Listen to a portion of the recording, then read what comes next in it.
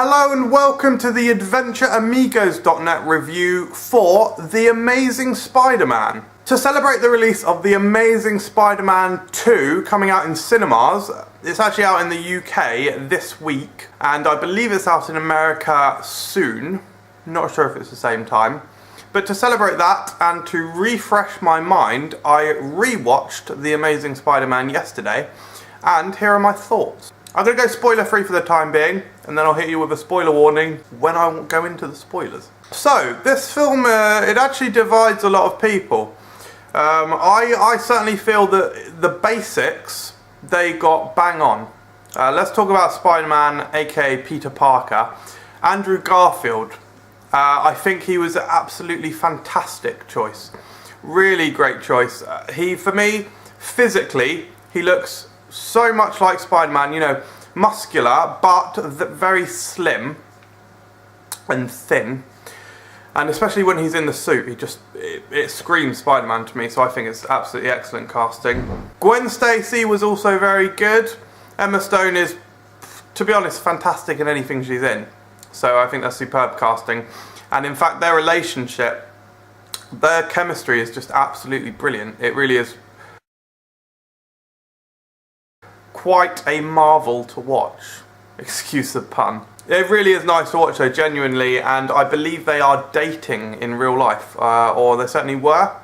Don't know how long these celebrity couples last for, but yeah, certainly they were dating. And I'm not surprised, because they do seem to really reflect that energy very well on screen. Uncle Ben and Aunt May are also absolutely perfect in my opinion, really good. You know, Uncle Ben just seems like such a nice man. He really does give that warming and kind presence. The only piece of casting that I find a little strange, or I'm not too keen on his performance, is Rhys Ifans as the Lizard.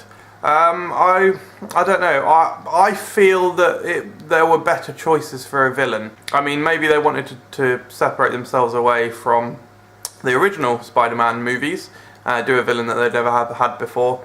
I don't know, but I don't know, I just didn't really feel it.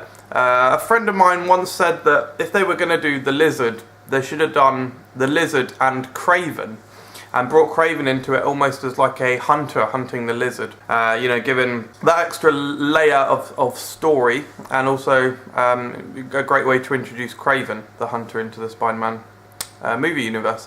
But oh well. Now the actual choreography, what? The choreography was absolutely superb, really excellent. I mean, the one scene that really jumps out at me is where Lizard's at the school, I guess minor spoiler,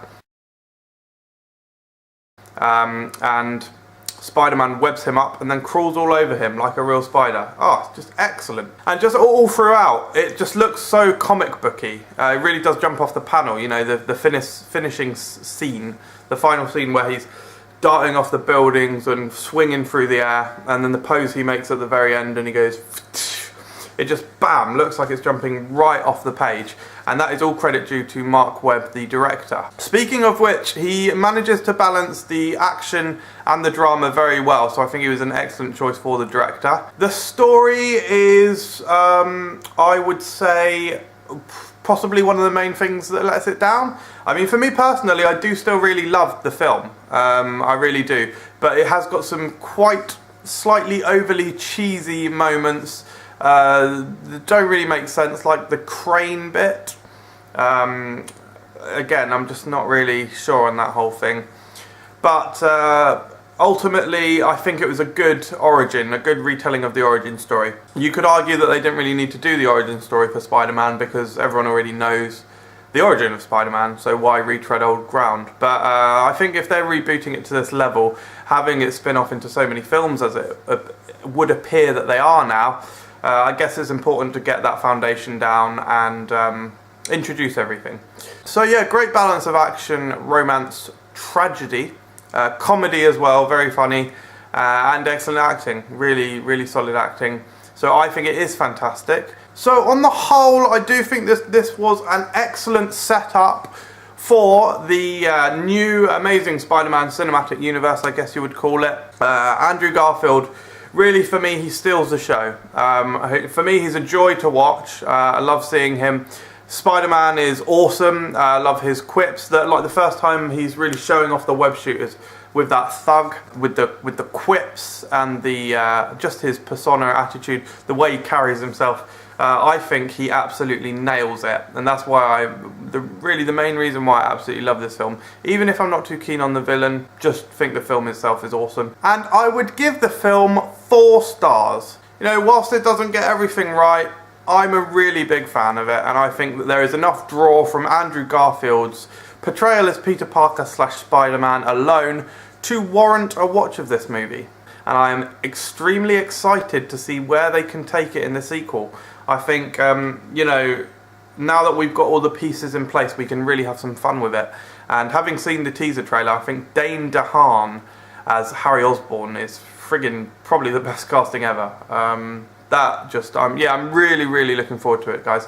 So thanks a lot for watching this review. Subscribe and check out the Amazing Spider-Man 2 video review that we will have up within the next few days. Thanks a lot for watching, guys. Take it easy.